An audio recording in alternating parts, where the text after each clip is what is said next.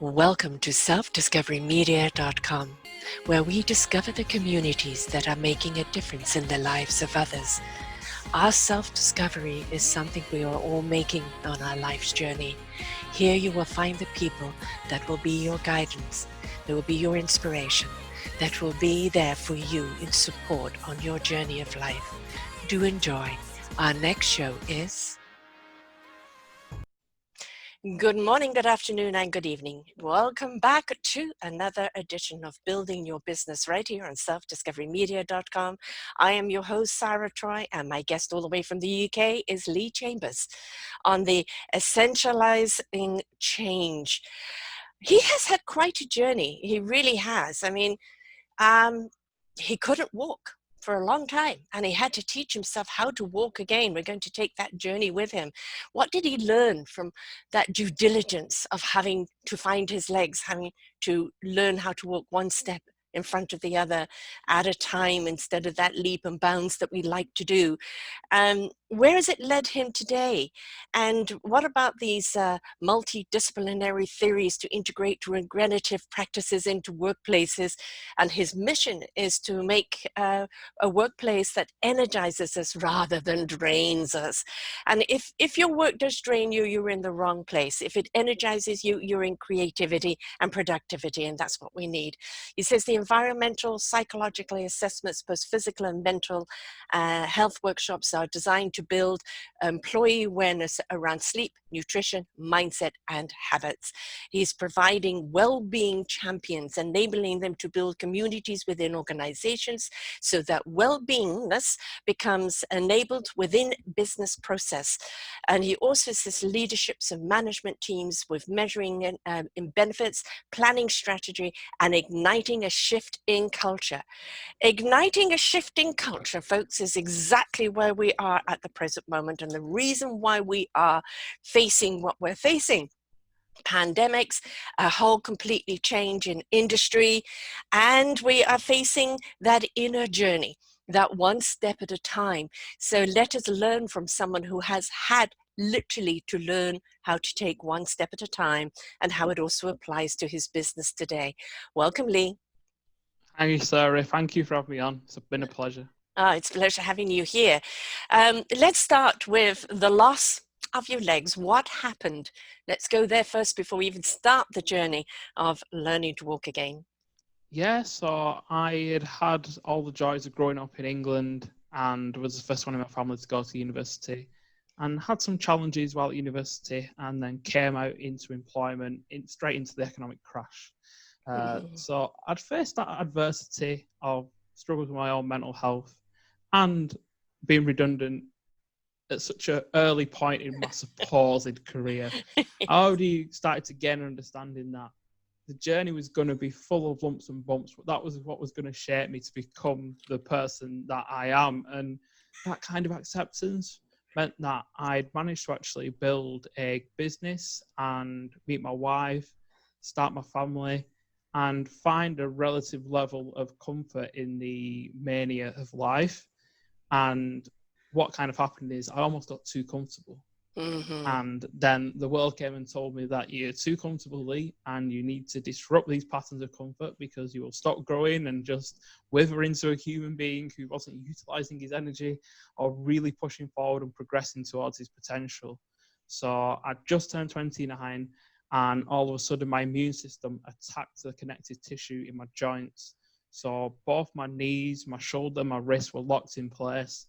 And that took me from being very independent, very mobile, to all of a sudden not being able to do basic things for myself, such as go in the shower, go to the toilet, feed myself properly. And then I was completely reliant on the people around me. And in so many ways, that was finally a chance for me to actually stop and reflect and realize I've not been grateful for so many things in my life, because we're not very grateful as human beings until we get things taken away. And then that amplifies just how lucky we are and the opportunities that we have. And again, it was 11 months of walking rehab, intensive physio, and exercise and hydrotherapy to get back walking. But to be honest, the actual physical aspect of it, while challenging, was not really as much compared to the mental aspect of being able to reframe, to reconnect, to start to really alchemize just how interconnected we are as human beings, and how ultimately it doesn't matter what you are as a body, because ultimately your body's kind of like a court for your soul. And as long as your soul is able to align with something and suddenly you get a power inside of you, I think the best way to frame it is, what happened is when I lost the ability to walk, I had to truly define what my purpose was. Mm-hmm. And earlier in my life, my purpose had been a little bit like a candle. So that when things had got difficult, it was blown out by the winds of adversity. What this did is it made me dig so deep that that became fire inside my soul. And when the wind came along, it fueled it, it propelled it forward, it actually made it grow rather than extinguishing it. And with that, that then became ultimately the forging fire of the business that I run today. And in so many ways, through adversity and through challenge, I was able to grow as a man, as a father, as a husband, as a son, and just as a human being on this planet. And really, when people say, oh, that must have been difficult, well, yeah, it was a challenge. Initially, I was in shock. I didn't even know how to process that initial moment of going from what felt like everything to nothing very quickly. And yet I realized actually I'd gone from everything to everything. I just actually suddenly got clarity on everything that I had, Right. not the one thing that I'd actually lost. And that is amazingly powerful. Beautifully articulated. And to be so young and have discovered this is a gift in itself, because my generation, we all got hit with the cosmic 2x4 later in life, and you're not living your truth, but a lot of that was we didn't have permission to do so. Your generation, the millennial generation, is it's about exploratory. It's about there has to be more. I have to be more. There has to be more to life than just the 9 to 5 picket fence, 2.5 kids, cat, dog, mortgage, and debt and death. And that there has to be more than that. And the fact that you had virtually everything, and you got set in that complacency, oh, I'm comfortable here, that's it. And then along came the cosmos and said, mate, this is just the scratching of the surface. We're going to give you a challenge now, a challenge that we hope you rise up to. And in rising up to it, that clarity of what you had, and still what you still have to go and do, and who you have to take along with you, is very, very profound at your age, and very, very profound for anyone to reach at any age. So kudos to you for reaching it, because so many people are on that journey and they don't get there. Oh, thank you, Sarah. And I think it's like we spoke about previously. We're almost like that child who needs to go and get ready for school. And as adults, we quite often sit there like the child who needs to get ready to go to school and grow.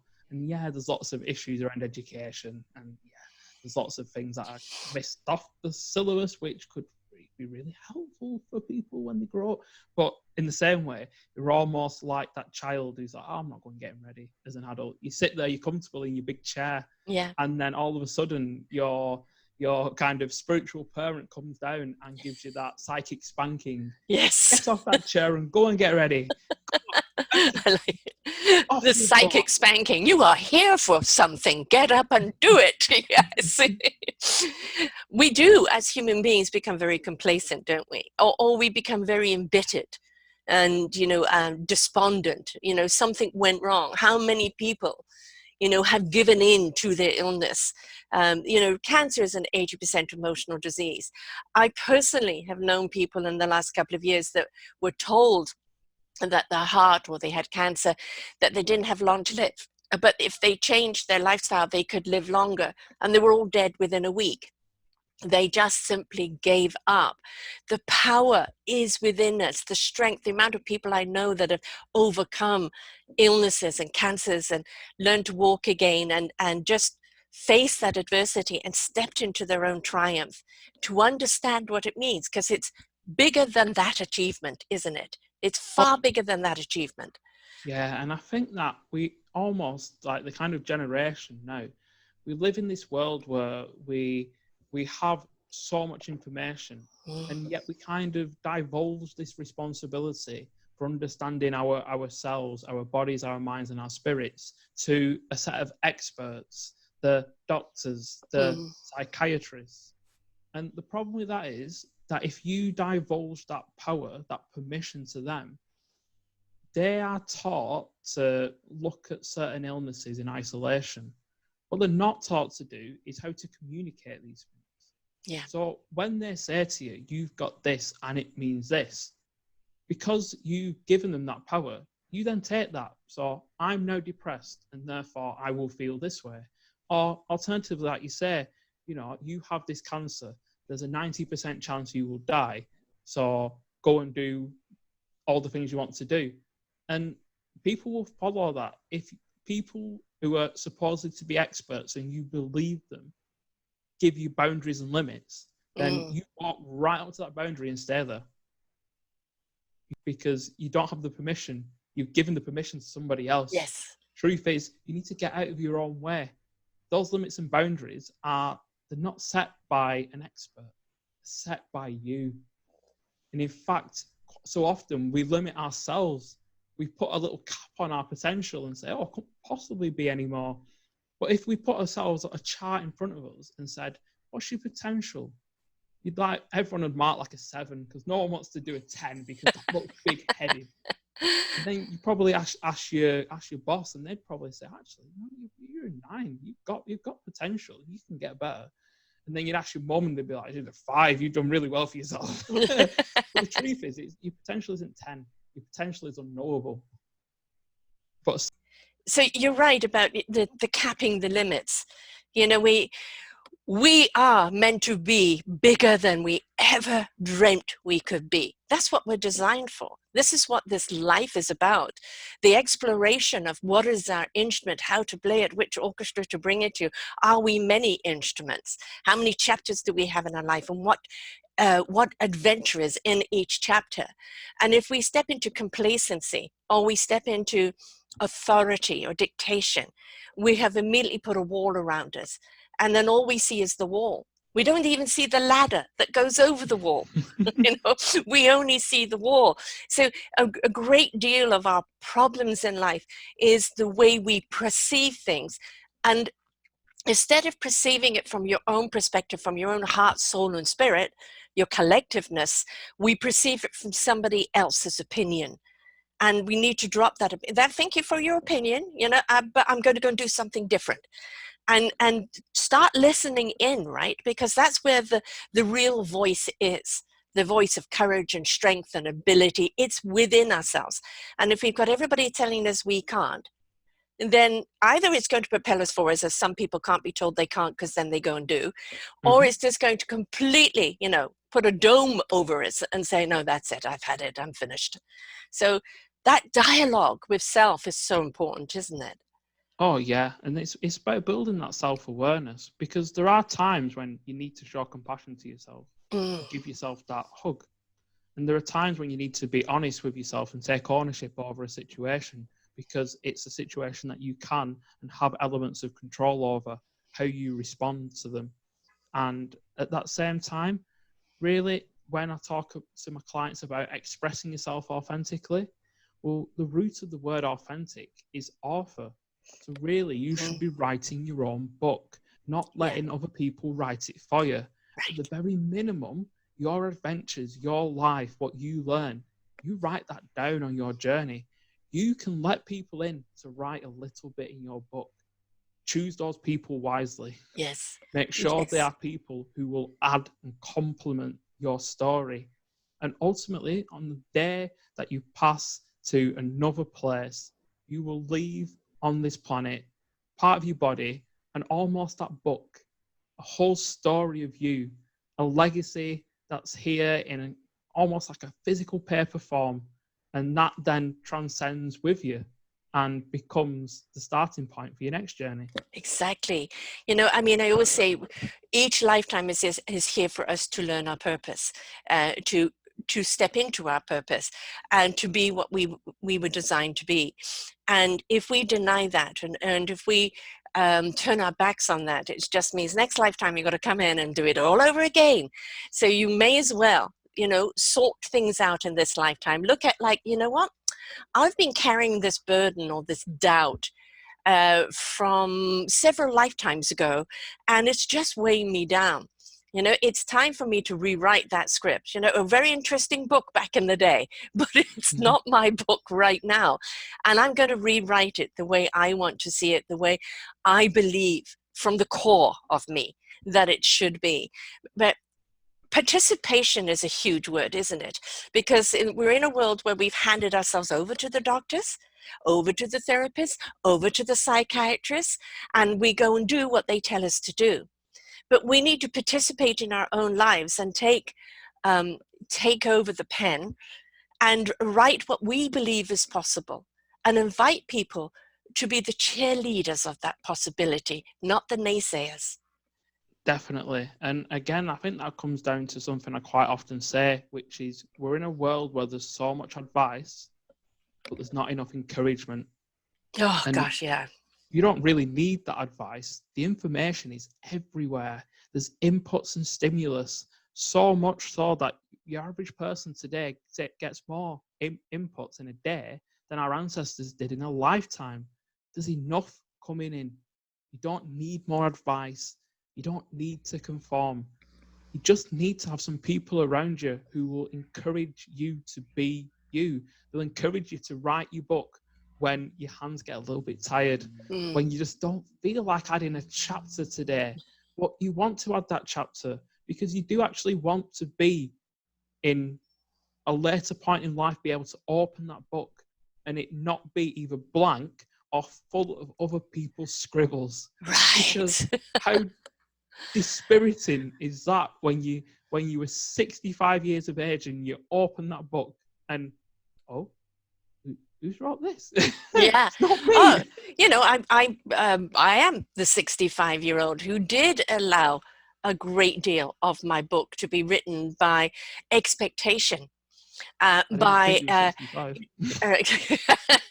turning 66 very soon. And I was a people pleaser, and I was bending over into a pretzel to be what everybody wanted me to be. The trouble is, everybody wanted me to be something different. And, kind of like schizophrenia here, and I completely lost myself in this trying to be everybody else's, idea of what I should be for them. And it took me, a journey of several chapters in that journey of my own self-recovery, in my own self-discovery to who is Sara? Who is Sara? Who is Sara to Sara? What is Sara's story? What is Sara here to do? What is my purpose? And it's not here to bend into a pretzel for everyone else. You are more abundant and more enriching for other people when you are enriching and abundant for yourself. But I was spending myself to the very last drop, being completely depleted because I thought that's what I had to do. It's not the way, is it? No, and I think so many people, I kind of see us, our body's like a jigsaw piece. So we're incredibly neuroplastic. We can shapeshift in so many ways, but you don't want to be a chameleon in life, shifting to other people's colours. You want to express your own colours and really be bright and radiant. And everyone has a favourite colour. And then so many people won't wear that favourite colour. Why not? That's your favourite colour. Yes. Stop being opaque. Go and express it. Yes. And it's like your jigsaw piece, you don't want to be everybody else's jigsaw. You don't want to keep changing and shaving bits off so you fit into somewhere else. You be your jigsaw piece. You can grow and change little bits of that jigsaw piece, but that has to be by your design, because you design your life to be your jigsaw and you fit into it nicely, and you get the people around you who are complementary pieces. Right. You fit together and you amplify each other. Perfectly said. Yes. That piece of puzzle that you are belongs to a bigger picture. Every single person is a piece of that puzzle. And when we find each other vibrationally, and we find each other on that frequency where in that collectiveness we see the same vision, we're going to put those pieces of ourselves together and look what collective we have. Look what energy we have.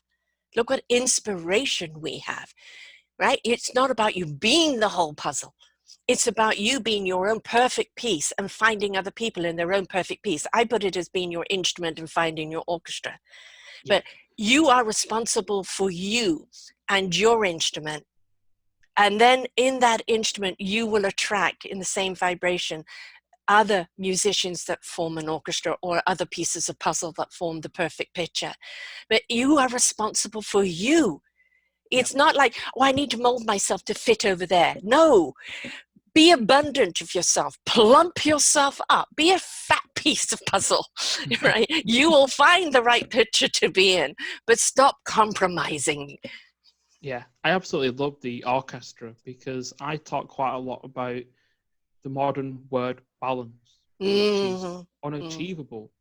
Really, we shouldn't be looking for balance because it suggests that all of a sudden you could be this piece that was in perfect flaunting all the time with every single thing kept to a certain level. Balance is unachievable. Balance will cause people to bend to other people's wills. What you really want is harmony. Yes, To be true. in harmony. Yeah. You know, I'm a Libran. I'm always balancing things out. And I look at it this way. It's not about me having the perfect balance. It's about not having the extremes of the up and the down.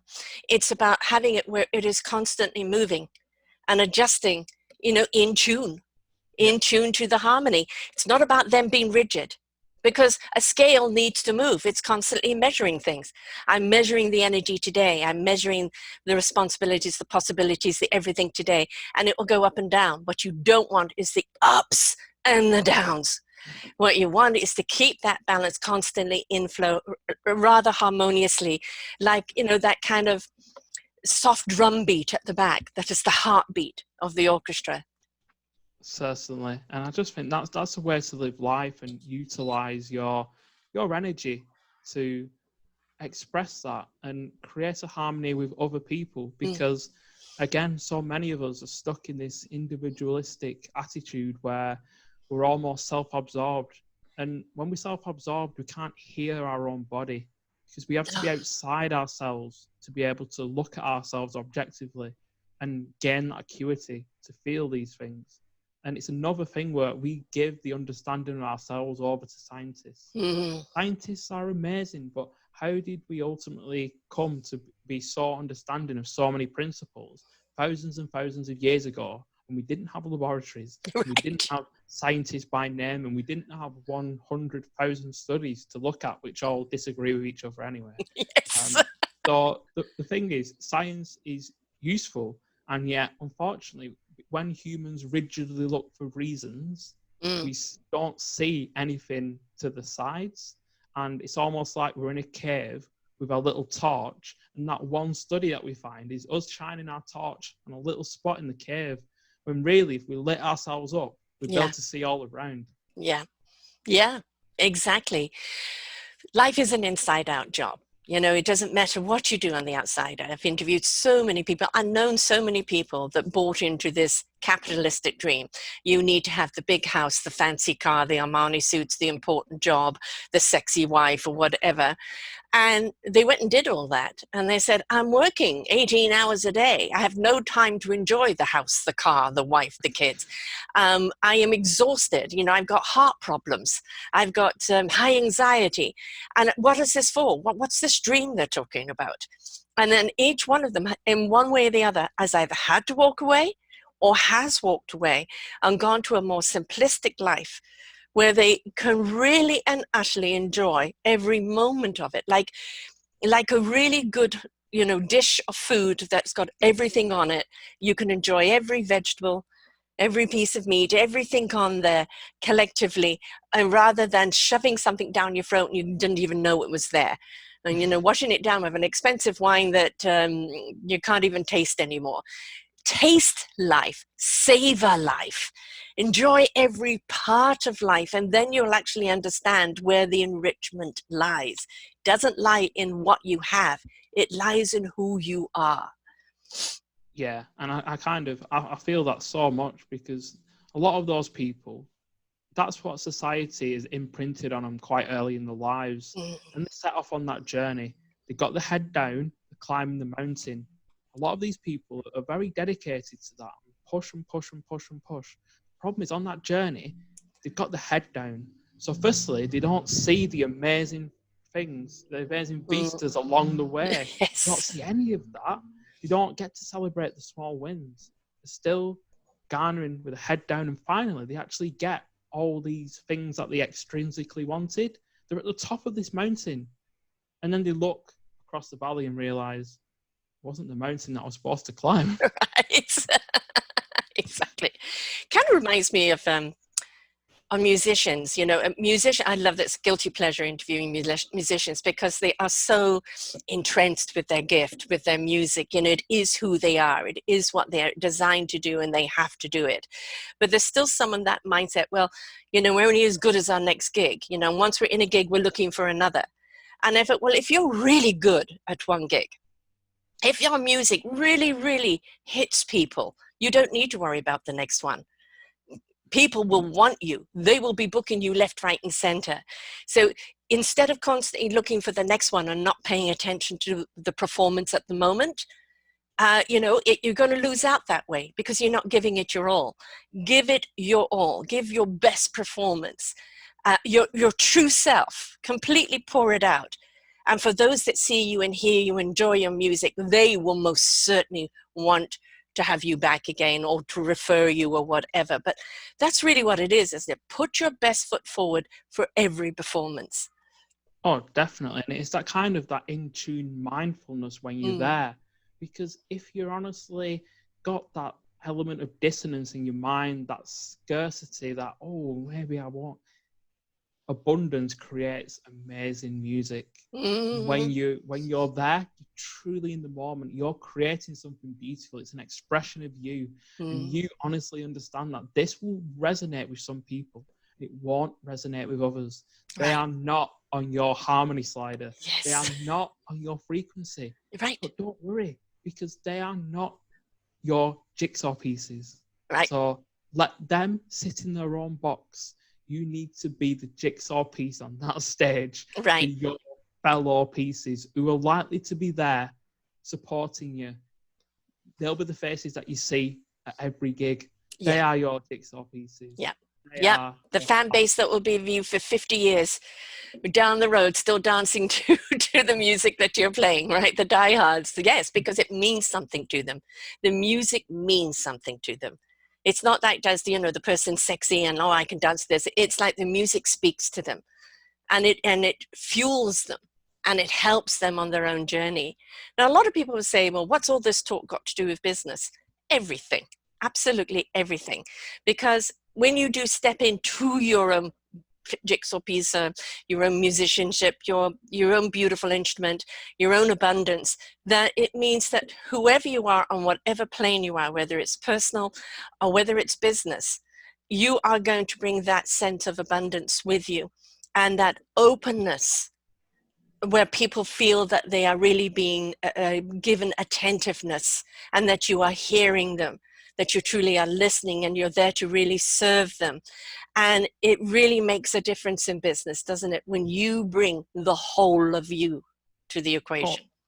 Yeah, because you then start to lead yourself first. You set the beats. You don't ask people to follow you. You show them how they can lead themselves. Precisely. You join in with that beat. And it's so powerful when you do that. And I almost equate it to being like the children on a school bus. When you're in business, you want your jigsaw pieces that complement your values, your skills. You want to make an amazing, lovely, beautiful jigsaw picture with your business. And in fact, you want to actually be like a bunch of curious, disruptive children on a school bus, all singing, all traveling in the same direction on that highway to make a change in the world. And your values are aligned because the business's ambitions are something that is going to make a difference. That values, the communicated, it's congruent. The leadership actually acts like they will do that. They don't just put it on a wall. It's spoken and lived not just written. Right. And then every individual employee, the people who are there, you will have the right people. The people who don't resonate will step off the bus and go and catch another one on their journey. Exactly. The right people, you will find them. They will step on. And all of a sudden, you will have that buzz of singing, curious children who have the appreciation for where they're going. They have an anchor their own values into the company's values. So it doesn't just become work. It doesn't even become a career. It becomes a calling. And when you've got a group of people with the same calling, all of a sudden, that message, it spreads, it widens, it amplifies, it becomes bigger than a sum of its parts. In fact, it becomes squared and even multiplied beyond measure, because there is it ripples nothing out. like, Yeah. Again, we go back to the orchestra. Yeah. Everyone brings their gift with their particular piece. And you are, in so many ways, the conductor. You are leading yourself first, and you are showing everyone the way. You are not playing the instruments for them. You are not telling them how to play the instruments. You are not going round and repairing every instrument yourself as a conductor. You must stand there. You at the front. You are the most exposed. Yeah. And that means you must set an example. You must live by your values. You must be conscious, self-aware, and congruent with your actions. If you do that, and suddenly the vibration will shake the ground around you, your competitors, they won't be your competitors. They will want to collaborate because you're shaking the earth. They want to come and shake with you. Everyone loves it when the bass is shaking the stage. Right. And you want that. You want to be, because then your message, it spreads. You don't need to shout, because those vibrations travel far and wide. They reverberate right out, the ripple effect completely. And the thing about the conductor, everybody's following a piece of music, and each person, even the guy doing the triangle, everybody's important in it. And for the conductor, it's to recognize the gift within you and bring it out, right? Allow it to have its stage. And that's what the conductor does, is like, I know you can do this, and I know you're great at that. Bring it up forth, that's the way it does. It reminds me of a TV show called Cheers, where everybody knows your name, which I don't know if you've ever seen. It's an American show around a bar, and everybody knows the name and everybody knows each other. My son has a restaurant called Humble Roots Cafe, and it's kind of done on that basis. For him, you walk away with a happy tummy, and you walk away feeling that you're a part of this community, then he's happy. And people are coming back time and time again, not just for the good food, but because they feel it's their local cafe. They feel a part of that community. And for him, it's extremely important that that community it feels like it's wanted. So it doesn't matter if your business is big or small. How do your employees and how do your customers feel wanted or not? Because that's a huge play in any game. Oh, so much. And we know there's many, many businesses out there where they've almost become faceless. You don't want the conductor to have a big mask on his face. You don't want all the orchestra to have masks on their faces either, because you want to see those people. You want to make the eye contact. You want to see the joy. Yeah, you want the senses to be ignited. Yes. This is a little bit challenging at the moment, because I struggle when I see people with masks on, because I can't see the whole face. Right. It's incredibly necessary as we look to fight against something which is a shared human experience. We are all in this together. And we actually need to create a frequency across the world to ensure that we, in so many ways, reverberate this away. Yes.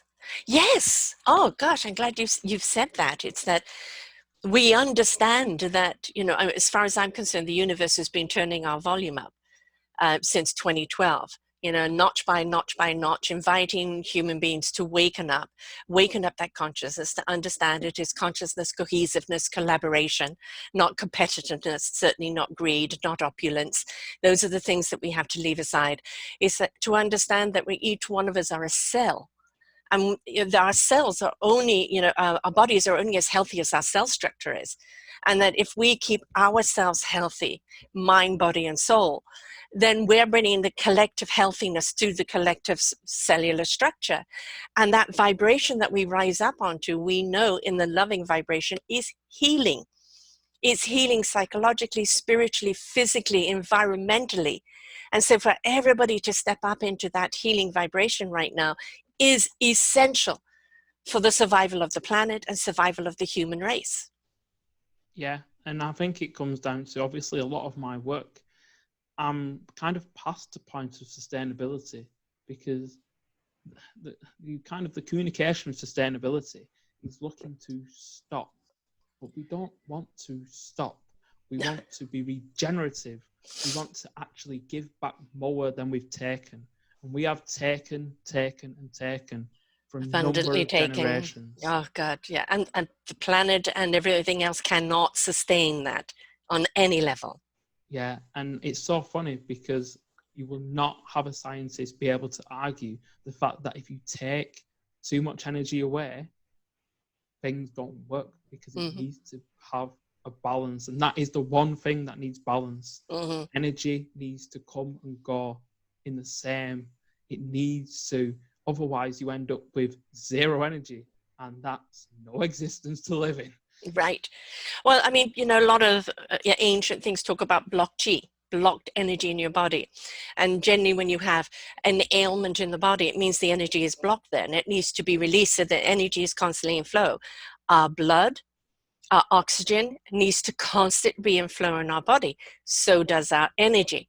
If we're feeling lethargic and energyless, because that means somewhere along the line there is blocked energy. Is it an emotional block? Is it a physical block? The energy needs to be moving. And so if you are finding yourself at that place in life where you feel, I just don't have the energy to do all of this, this is a real time to kind of just stop everything you're doing and really go in to look at where is the blocked energy? Are there emotions that you've got to take care of? There's a physicality you've got to take care of. Is there a mindset you've got to take care of? You're no good to anyone else if you're in that state of low energy yourself. And you really need to place that importance upon yourself, because that's the way you contribute to everybody else. Oh, definitely. And the beauty is that energy, it spreads. It's contagious. Yes, and yes. Yeah, in that way, it's up to you as your human being to ensure that your energy can reflect and energize others. Because if we live in that society where people just take energy from each other, it gets to the point where we enervate each other to the point where all of a sudden no one can do anything. We're all depleted. It's sapped each other. Yes. It's so obvious. It happens in nature. If you plant too many things close to each other, they take energy from each other. The conflict happens. All of a sudden, so many of these things that we look at as, it's just human beings fighting again. No, it's because you've taken the energy from each other. And all of a sudden, we can't see the abundance. We see the scarcity as we fight over the little bit of energy that we have left. And that's the cause of so many of the issues we have in the modern world. Is instead of opening up the tap, we're fighting over the trickle of water. But the blockage is there. Go and sort the cause out. Yes. Instead, we fight over the symptom. All the time. All the time. It's petty. We've become so petty, and we've become so narrow-minded, and we've become so me.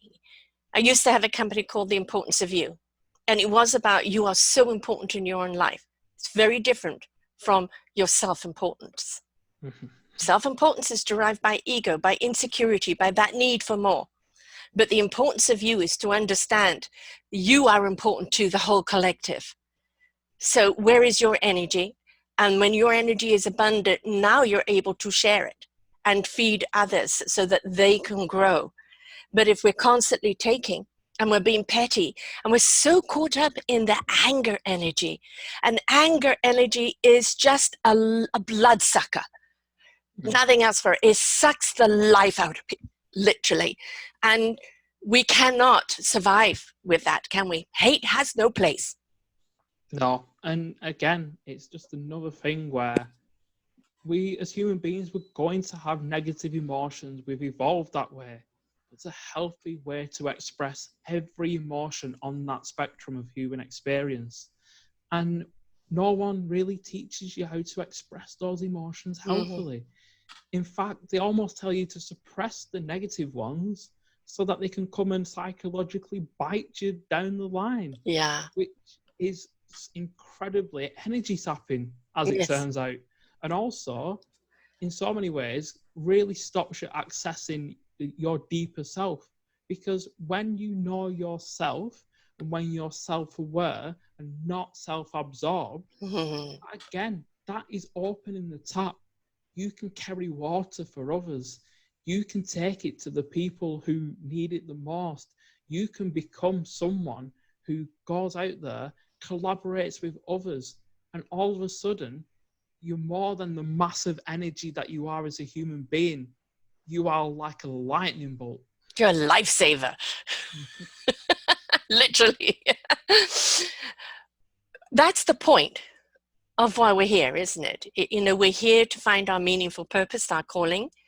We're here to be abundant. We're here to share that abundancy. We're here to raise people's frequencies up. We're here to open them up to the universal messaging. Because for so long, we've just lived as humans in our narrow, self-opinionated, self-absorbed, low vibration human self. And now we're being asked to open and awaken up to a consciousness and to understand we are so much more than just this blob of flesh. We are so much more than the human restriction. And that when you allow the whatever you source of energy to come through you, whatever you want to call it, to come through you and ignite you, your heart is switched on, your soul is switched on, your spirit is switched on, your mind is clearer because it knows what it needs to know when it needs to know it. You are suddenly ignited and you understand why you're here, what you're here to do, and you've got the energy to go out and do it. But we have to take the blinkers off, because that is what's stopping us from growing. Like you said, you got complacent. Came along, well, we're just going to freeze your body up.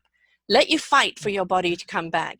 And in that fighting, literally having to learn how to move one step at a time, one movement at a time.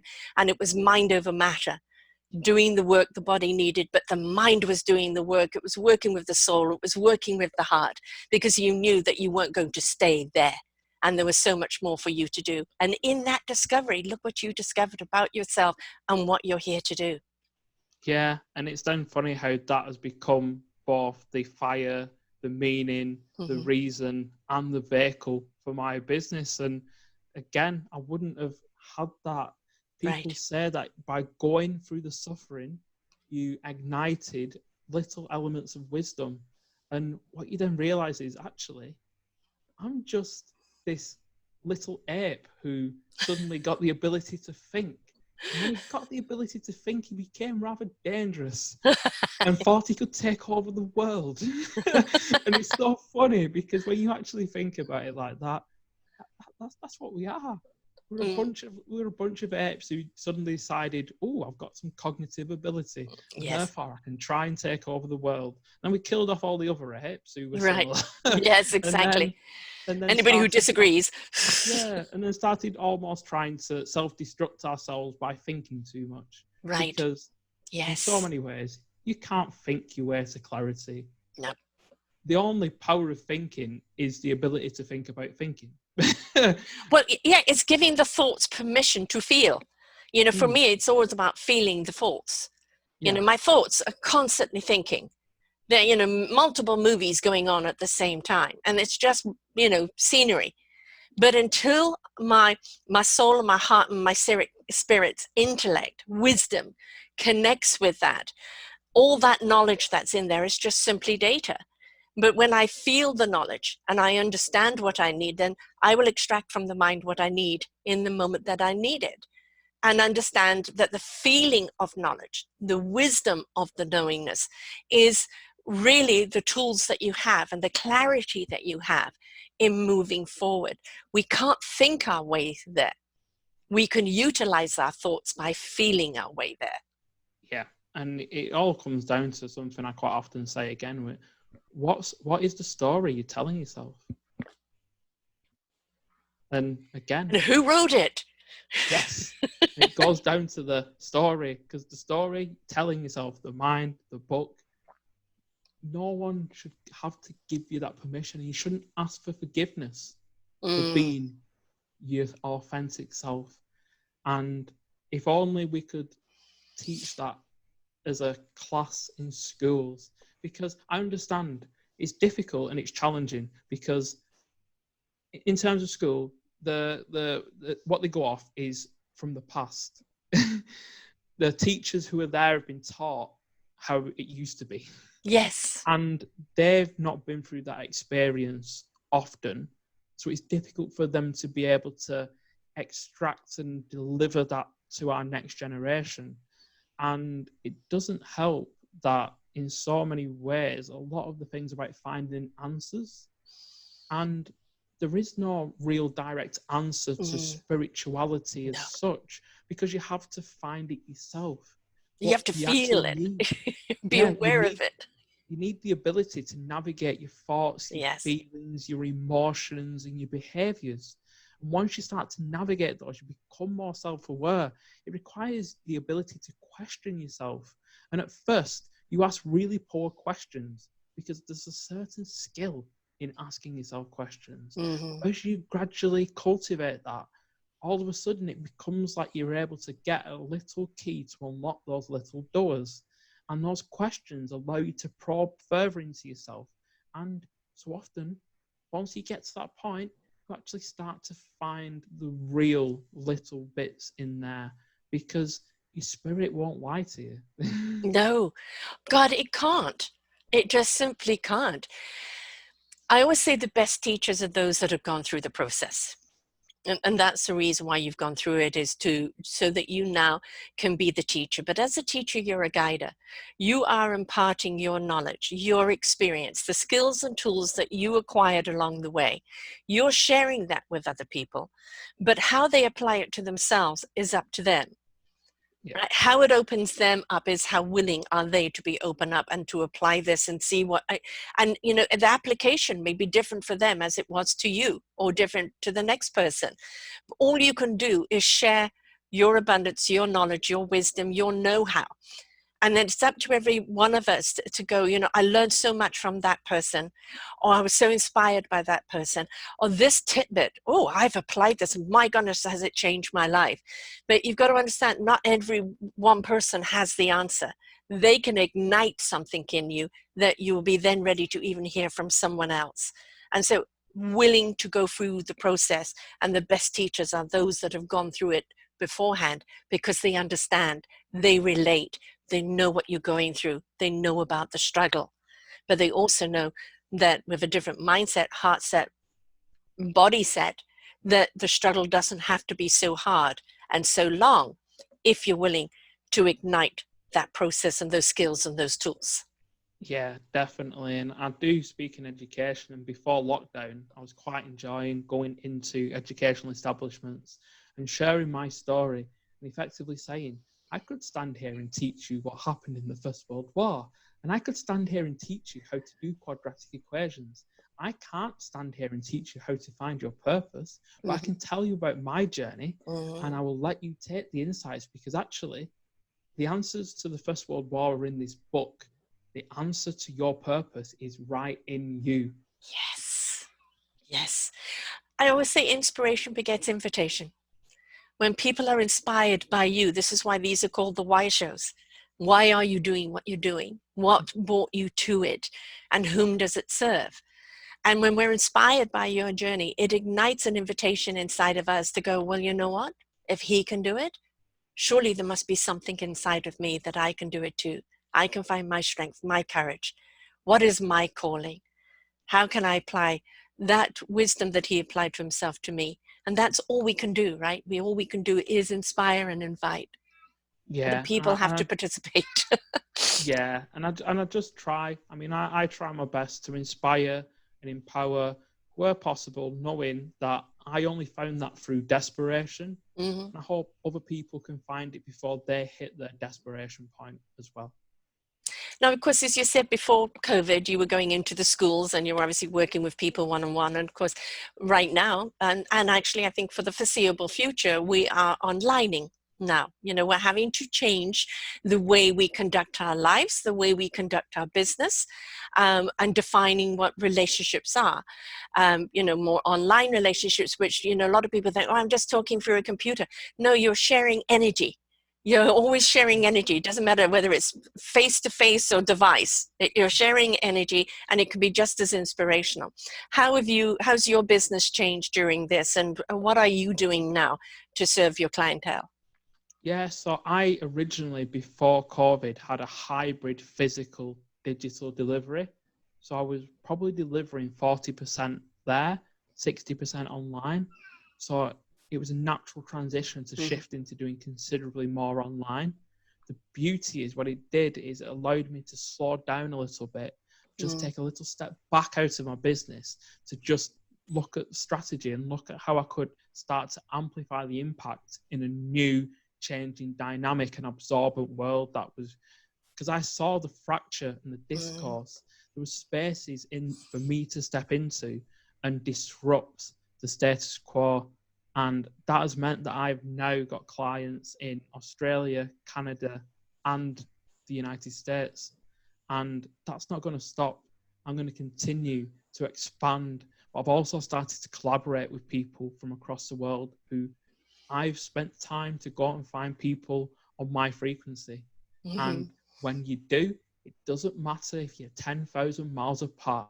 Right. It feels amazing. It does. And it's been an opportunity for me to step back and say, now's the time to find myself some jigsaw pieces, because I've been a little jigsaw piece on my little soapbox for quite a while.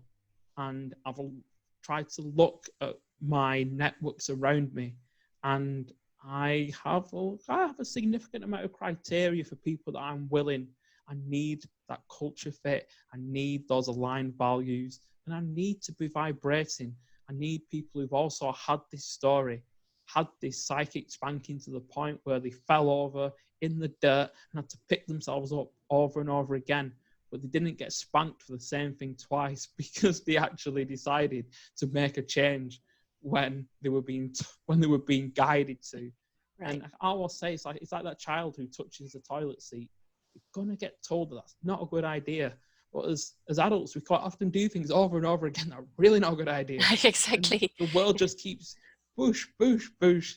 Come on, you know it's not right. But yeah, what it's allowed me to do is take a step back and actually go and search and find more people who I really, really resonate with.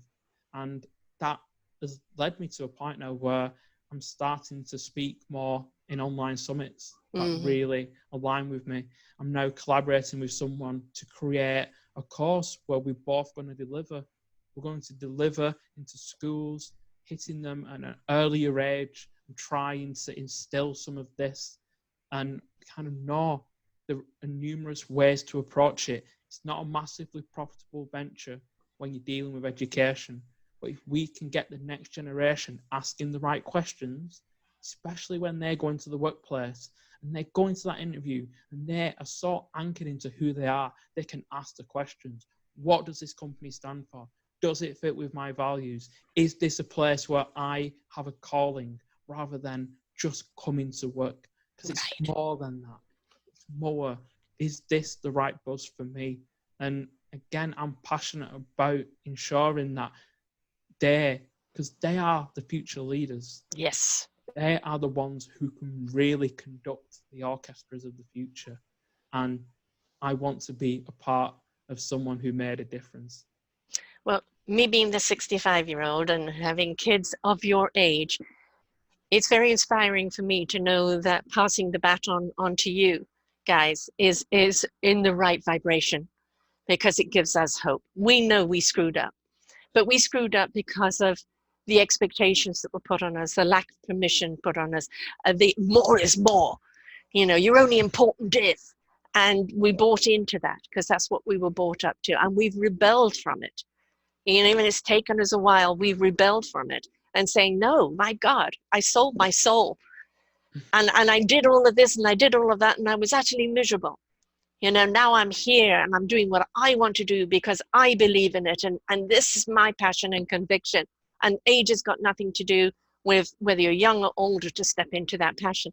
But knowing that your age group, my own kids' age group, are going to be the future leaders, I feel so much happier that knowing that you're all of you are embracing the soul, heart, and spirit energy, and not just kind of the capitalism, which is, we know, is dysfunctional. It's not worked. It's put us in the position that we're in now.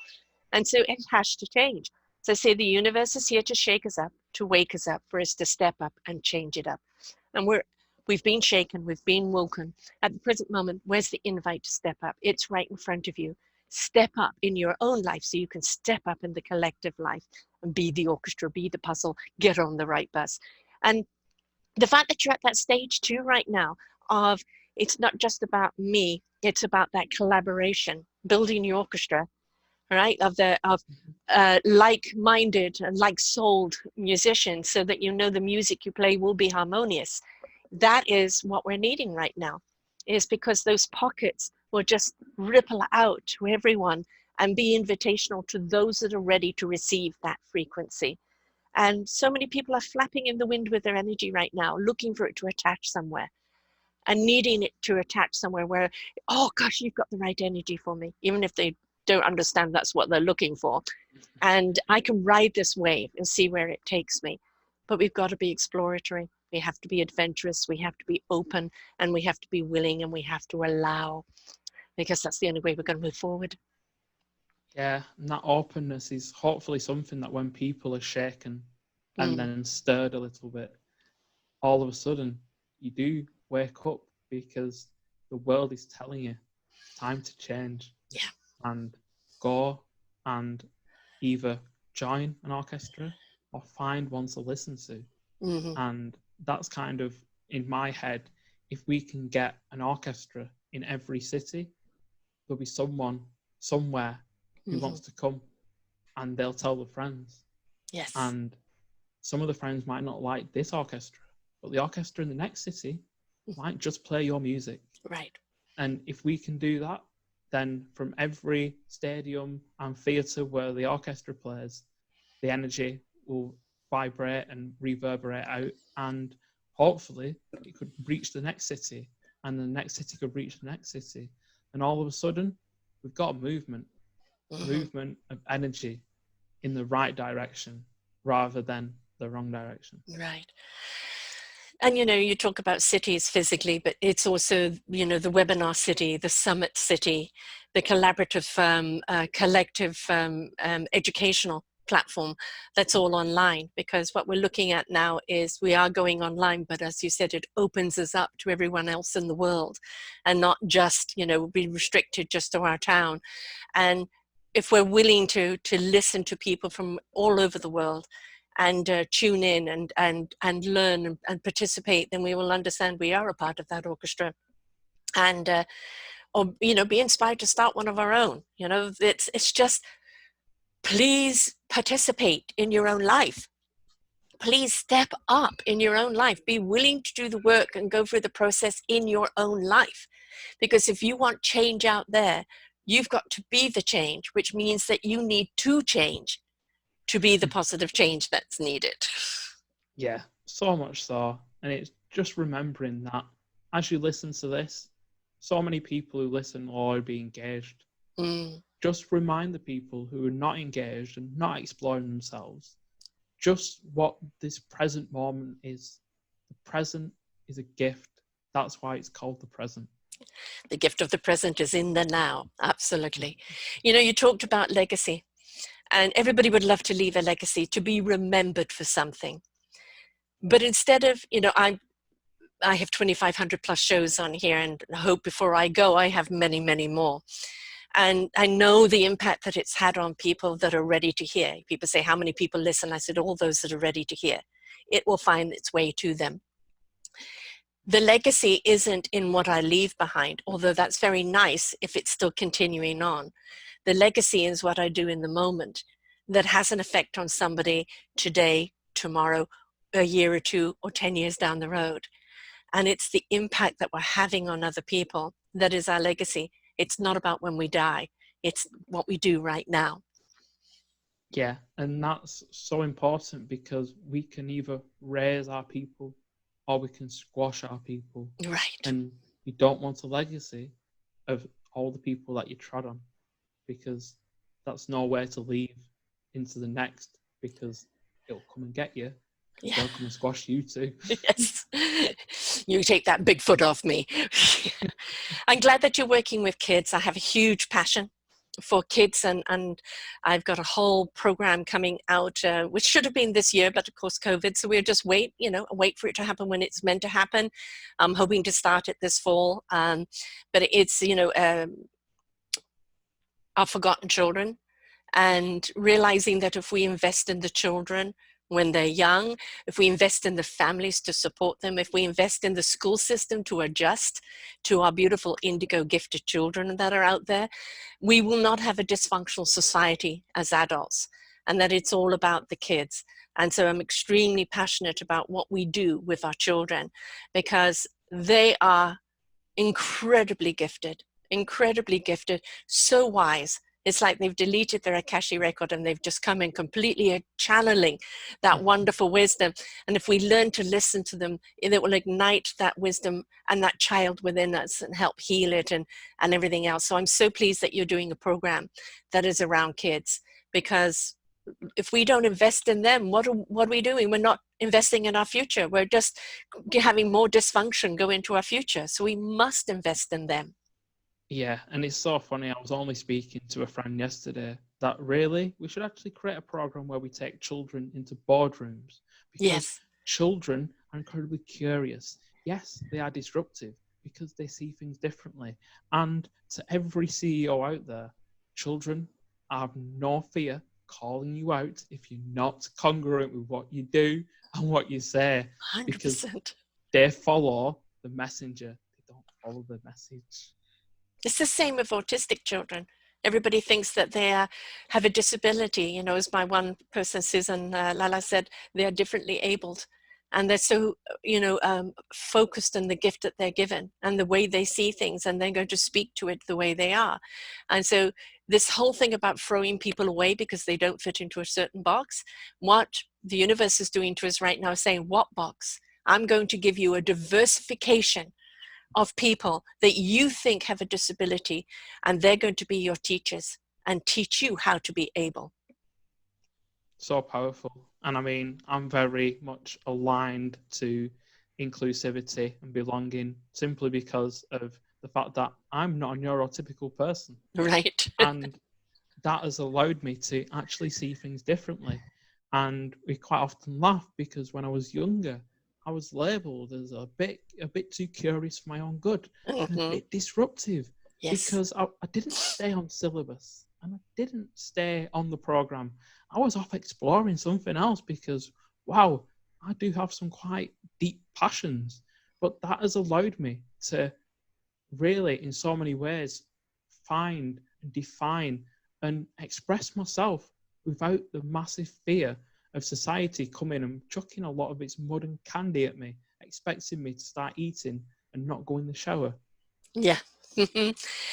Curious George, I love it. That's what we need, curiously. And that curiosity is what helps us explore ourselves from the inside out. It's where the creativity is. It's where the clarity is. It's where the wonderment is. It's where the joy is. And we've been so long suppressed, and fit into a mold. It's just, sorry, there is no mold for you. There is no mold for me. They gave up on me a long time ago trying to mold me. It was just not going to happen. However they tried, I burst out of it. And that's the thing, is there is no mold. There may be boundaries, codes of conduct, areas that you can and cannot go. But we don't want a wall. We don't want a border. We just want to explore and see what is possible. And we can do it with courtesy and respect and self-value and a sense of love. And that's really the energy we need to go forward with. So much. And it's just been a pleasure to speak to you today, Sarah, because again, I now leave this call and it's past 8 p.m. in the UK. And I was on Zoom at 6:30 in the morning. Oh my goodness. So almost 14 hours later. And yet these conversations can leave you feeling energized. Yes. Even after a full day of trying to make a difference. Right. The tank is full, most definitely. How do people get hold of you and what programs are you offering them right now? So people can get hold of me at essentialise.co.uk and leechambers.org. My socials are on both of those websites. Could you spell it for the people that will not be seeing the video, that will be listening? Yes, so it's essentialise.co.uk. co.uk. And the programs that you've got going right now, you're doing things online and any particular programs, or is it just one-on-one at the moment? It's just one-on-one at the moment. I've got a number of different programs coming out online and they're due to be released in around a month's time. A program on mindset and resilience and a program on anchoring into your purpose and expressing your authenticity. Both excellent subjects and so needed. We've got people in that transition and they just need to be guided into their own frequency, guided into their own purpose. And I'm again so happy that you had your cosmic spanking and the psychic spanking, the cosmic 2x4, and that it led you down this path, that you're not giving up, you're not giving in, you're constantly exploring new ways, because that's what we need. And thank you so much for sharing with us today, because a program like yours is most certainly needed. And it just shows people that this isn't a time, maybe a time to pause, it's a time to reflect, to review. It's most certainly a time to renew and to look at a different avenue, for sure. And there's plenty of people out there helping you along the way, like you. And if they feel your energy and that signature and synergy is there, then reach out, because that's what it's about, and you'll help them on their path. I certainly will, and it's been a privilege. Thank you for having me. Oh, thank you so much. Folks, it doesn't matter about the age, the wisdom is there within you, and you are willing to explore, to learn, and to understand why things happen to us. What skills and tools can you learn from it? Where is it taking you? What is the clarity? Everything is in the willingness to open up and to learn and explore. So until next time, bye for now. We hope you enjoyed the show. We look forward to bringing you more shows. Please go to selfdiscoverymedia.com/shows and you will see the incredible lineup of genres and shows that we have for you. We are here to make a difference in your life. Thank you for listening.